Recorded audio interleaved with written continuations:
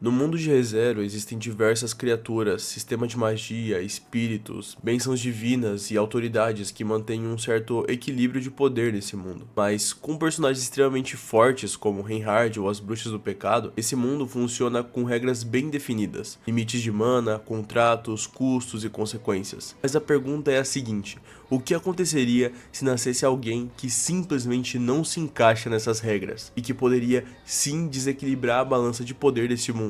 Um nascimento raro, de 1 em 1 milhão. Bom, acho que já deu pra perceber, né? Nesse vídeo analisaremos e se dentro do mundo de ReZero surgisse uma existência parecida com o que Satoru Gojo representa em Jujutsu Kaisen. Alguém tão acima da média que muda por si só a balança de poder do mundo. E será que nesse mundo ocorreria o mesmo? Hoje, a ideia não é só comparar força, nem quem ele venceria. É imaginar Gojo nascendo em ReZero, crescendo nesse mundo, criando relações, inimigos e impactando diretamente a história. E por isso, vamos analisar do início do nascimento de Gojo. Gojo não funcionaria bem como alguém invocado, como Subaru. Narrativamente, faz muito mais sentido ele nascer nesse mundo. Ele provavelmente seria registrado como um humano, entre aspas, comum dentro dos padrões de ReZero. Mas calma, fãs do Gojo, que ainda vai fazer sentido isso aí. Não tô dizendo que ele nasceu sem poder nenhum ou qualquer coisa assim do tipo. O que eu quero dizer aqui é que ele nasceu de forma comum, sem um gate de mana muito alto e tudo mais. Além disso, ele também nasceu sem bênção divina conhecida, sem contrato espiritual, mas desde cedo ficaria claro que algo está errado nele. Em ReZero, magos possuem portões de mana, como eu acabei de dizer, que determinam quanto de mana conseguem absorver, quanto conseguem liberar e o quanto isso desgasta o corpo e tudo mais. Gojo, mesmo criança, teria um portão anormalmente eficiente, não maior em quantidade bruta, mas infinitamente mais preciso. Isso já cria um paralelo direto com os 6 olhos. E falando nele,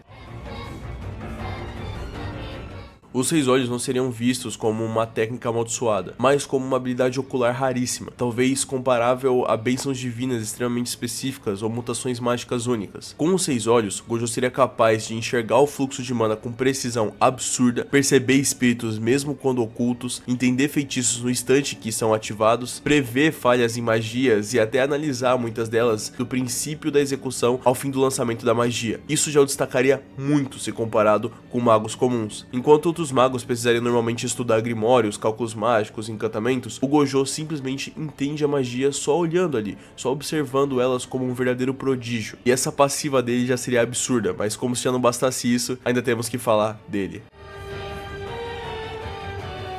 O infinito não seria uma barreira invisível entre aspas, mas sim uma própria manipulação extrema do espaço mágico entre Gojo e qualquer outra coisa ao redor dele. Em ReZero já existem magias espaciais, distorções de distância, teletransporte limitado e muitos outros. A diferença aqui é que Gojo faria isso passivamente e o tempo todo. Qualquer ataque físico, mágico ou espiritual contra ele teria sua distância infinitamente dividida. E com essa mudança drástica, qualquer poder ou ataque direcionado ao Gojo perderia impacto antes mesmo de alcançar o próprio Gojo. E para o mundo de ReZero, isso seria bem incomum. Muitos veriam Gojo como um mago que nunca pode ser tocado, algo bem comum e até intrigante vindo de um jovem que aparenta ser tão imaturo. E essa habilidade seria tão extrema que nem mesmo espíritos de alto nível conseguiriam atravessar isso facilmente. E já que estamos falando neles, vamos falar dos espíritos de ReZero. Espíritos em ReZero são entidades com consciência, hierarquia e até mesmo orgulho próprio. Eles não gostam de humanos que tentam controlá-los. Mas aí que tá, Gojo não precisaria de contrato. Isso automaticamente criaria uma certa curiosidade nos espíritos menores, um certo desconforto nos médios e até uma hostilidade nos grandes. Espíritos como Puck, por exemplo, perceberiam rapidamente que Gojo não depende deles e na verdade nem se importaria com isso. Ele também não temeria espíritos, afinal de contas, ele provavelmente se acharia muito superior a eles e provavelmente até zoaria com eles, mesmo que alguns poderiam realmente representar uma literal ameaça maior para ele. E não importa a circunstância, ele não se submete a contratos, afinal, Gojo acredita que se garante contra qualquer coisa. Isso não faria de Gojo um inimigo direto, mas alguém que quebra a dinâmica natural entre humanos e espíritos e gera esse tal desconforto. E agora vamos falar sobre a sociedade de ReZero.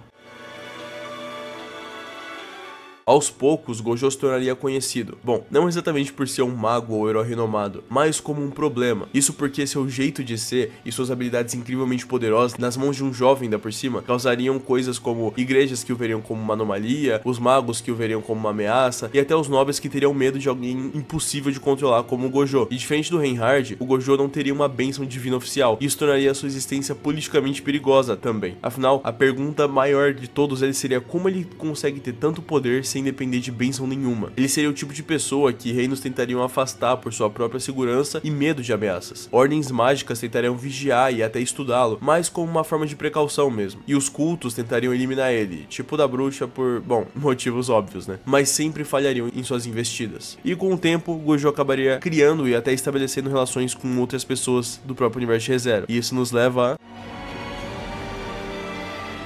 Aqui teria uma relação que seria curiosa. O Subaru veria o Gojo como alguém inconvenientemente forte, já o Gojo, por outro lado, perceberia rápido que o Subaru consegue de alguma forma morrer e voltar, e carregar um peso mental absurdo disso. Ele não saberia, obviamente, do retorno através da morte, mas ele entenderia que o Subaru sempre consegue chegar atrasado, mas de alguma forma já saber o final da história, ou pelo menos entender como as coisas vão acontecer. E pra Gojo isso seria bem intrigante. Então, a partir daquele momento, o Gojo seria uma mistura de um mentor informal, aquele jeito dele de Jujutsu Kaisen, mas ao mesmo tempo um observador curioso. Afinal, ele iria querer entender como o Subaru faz aquilo, e até mesmo como ele foi parar naquele mundo. Toda essa curiosidade faria com que Gojo se aproximasse de Subaru, mesmo que até de forma meio desconfortável, mas justamente para entender mais sobre ele. E ali, alguém que sem querer atrapalharia os loops de Subaru. Afinal, com Gojo ali observando, dificilmente ameaças que não fossem de grande escala o matariam. E justamente por isso, Gojo teria a vantagem, entre aspas, de conseguir proteger o Subaru em boa parte da jornada. E isso justamente porque Gojo resolve problemas cedo demais, os levando até ameaças maiores e relações maiores.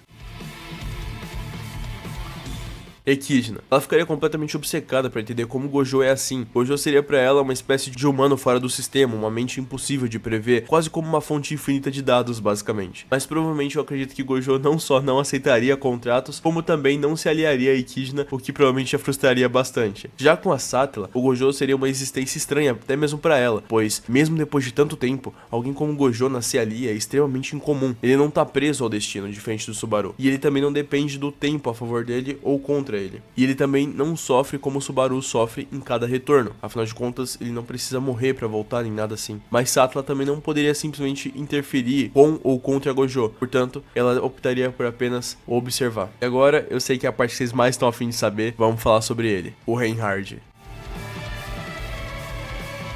Nenhum dos dois conseguiria derrotar o outro de forma definitiva, a menos que Reinhard tivesse uma bênção que atravessasse o infinito de Gojo. Aí não tem o que fazer mesmo, né? Cara, é apelação pura. Mas como isso aqui não é um combate, vamos ignorar isso. Voltando a falar sobre os dois. Mas por isso, por um empate estrutural que eu acabei de citar pra vocês, acredito que surgiria disso uma amizade entre ambos. O Gojo sempre tentaria sacanear o Reinhard, enquanto que o Reinhard sempre evitaria as trollagens do Gojo, criando umas dinâmicas e momentos engraçados do Reinhard, às vezes caindo nas zoeiras do Gojo e às vezes prevendo elas e o Gojo se frustrando por não ter conseguido e tudo mais. Resumindo, eles teriam uma amizade bem legal de se acompanhar, tipo como Gojo era com o Geto. E não somente com o Reinhard, muitos outros personagens que vivem na mansão, ou até mesmo que aparecem durante a história, seriam provavelmente amigos, ou até mesmo rivais do Gojo de certa forma, mas tudo de forma saudável. O Gojo não seria um incômodo para as pessoas que estão ali, afinal de contas, elas não temeriam ele. Principalmente com o Reinhard ali, né? Seria mais realmente como uma amizade, ou um coleguismo que acabou sendo criado ali entre os personagens, e o Gojo acabou se tornando um aliado bem benéfico. E já que estamos falando sobre alianças, vamos falar também sobre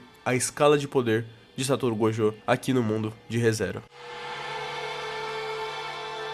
Gojo não seria o mais forte em poder bruto, mas seria o mais problemático com certeza de se derrotar, principalmente porque ele seria imune à maioria das ameaças e ataques, capaz de derrotar Arcebispo sozinho, afinal, em seu arsenal ele possuiria incríveis magias de manipulação especial como o azul, roxo e vermelho, além de poder a longo prazo tentar criar uma magia que replicasse seu domínio, onde o alvo absorvesse toda a informação do mundo de uma vez só e colapsasse completamente, perdendo a luta e sendo nocauteado. E em pouco tempo, Gojo se tornaria um ponto fixo da história, algo que muda eventos simplesmente por existir. Isso teria que fazer com que o próprio mundo se ajustasse e se adaptasse a essas mudanças. E acredito que por isso Subaru chegaria bem mais longe na história e de forma muito mais rápida. Com a ajuda de Gojo, que de vez em quando tularia até mesmo Subaru, essa dinâmica levaria eles com certeza para os arcos mais adjacentes da história muito mais rápido. Mas enfim, uma conclusão, se Gojo nascesse em ReZero, ele não destruiria o mundo. Afinal, ele não seria a criatura criatura mais poderosa de todas, mas destruiria com certeza a lógica de sofrimento constante que define a história, e faria o mundo ter que se adaptar a esses fenômenos que é o Satoru Gojo. Além disso, é bom deixar claro algumas coisas aqui, pessoal. Nessa análise, ele não substituiria o Subaru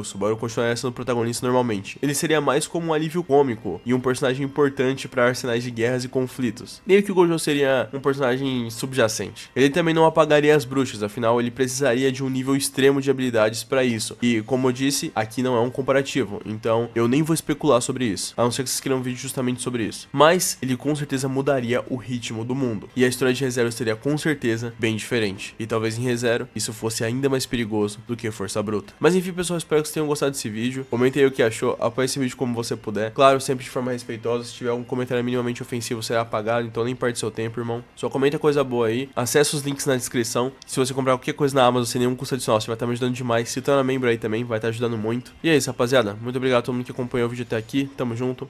Um beijão pra vocês. Fiquem bem. A gente tem a postura, bebam água. Até o próximo vídeo. Coração visível pra vocês. Um beijo, um queijo. E até mais, pessoal. Tchau, tchau.